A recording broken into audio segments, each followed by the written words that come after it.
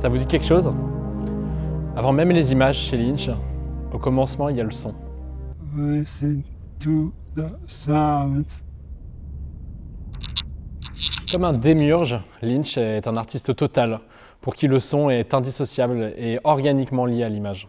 La bande sonore chez lui, elle est souvent originelle, c'est-à-dire que sur ses tournages, Lynch, il va passer des musiques, il va passer des bruits parasites, et à partir de ces bruits, ses comédiens doivent composer leur jeu. Bien sûr, il faut aussi parler de sa relation fusionnelle avec Angelo Badalamenti, qui est son compositeur presque attitré, avec qui il travaille vraiment depuis son film Blue Velvet.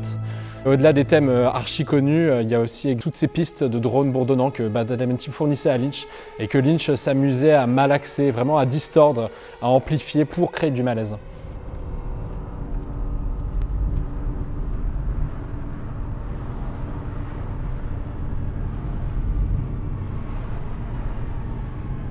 C'est-à-dire que le son chez lui, il est extrêmement matériel, il est tangible, il est granuleux, il est malléable.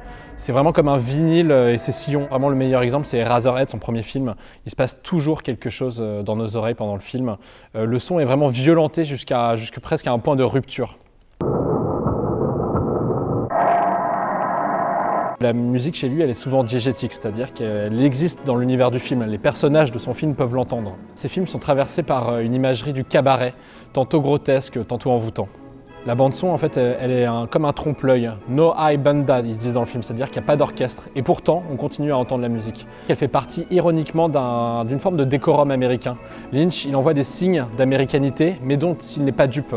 Notamment pour montrer la part sombre des États-Unis, ce qui grouille en fait derrière la country music d'une banlieue pavillonnaire, ou le mal qui rôde derrière des décors factices d'un studio hollywoodien. Mon analyse est à retrouver dès maintenant en librairie et à partir du 6 août en kiosque.